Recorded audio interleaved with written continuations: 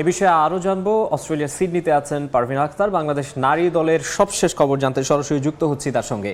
Parvin, football জ্বরে কাঁপছে Australia. আর মাত্র কিছুক্ষণ পর বাংলাদেশের ঐতিহাসিক মুহূর্ত।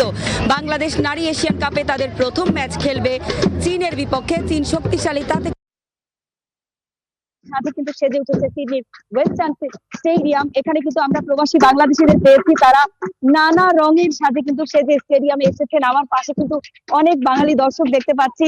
বাংলাদেশের ম্যাচ, নারী ফুটবলারদের উৎসাহ যোগাতে তারা এসেছে সাজে কিন্তু সেজে স্টেডিয়ামে এসেছেন। আমার পাশে কিন্তু অনেক বাঙালি দর্শক দেখতে পাচ্ছি। বাংলাদেশের ম্যাচ, নারী ফুটবলারদের উৎসাহ যোগাতে তারা এসেছে। কি প্রত্যাশা করছেন?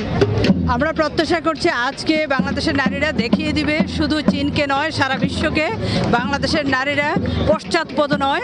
তারা যেমন রাঁধতে পারে বা তারা যেমন শাড়ি পরতে পারে, তেমনি তারা খেলতেও পারে।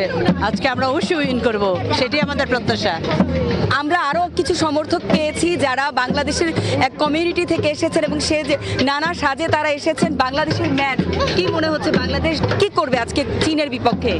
ডেফিনেটলি বাংলাদেশ জিতবে। আজকে আমরা প্রত্যাশা নিয়ে আসছি আর কি, বাংলাদেশকে অবশ্যই জিতবে বাংলাদেশ।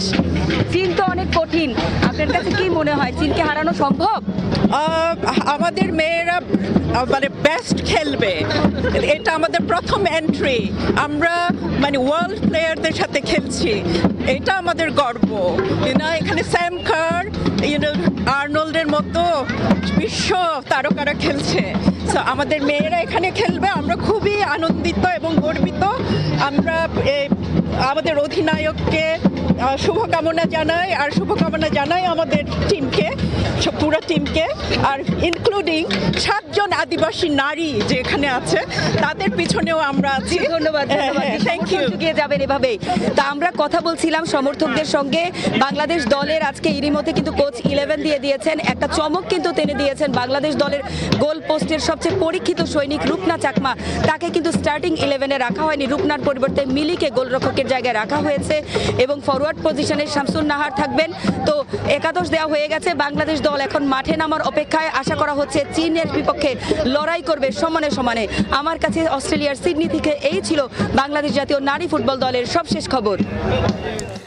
সিডনির প্রবাসী বাংলাদেশি কমিউনিটিতে একটা উৎসবের আমেজ দেখা যাচ্ছে। বাংলাদেশ চীন নারী এশিয়ান কাপের ম্যাচের সবশেষ খবর জানাতে যুক্ত হয়েছিলেন সিডনি থেকে পারভিন আক্তার। এদিকে নারী এশিয়ান কাপে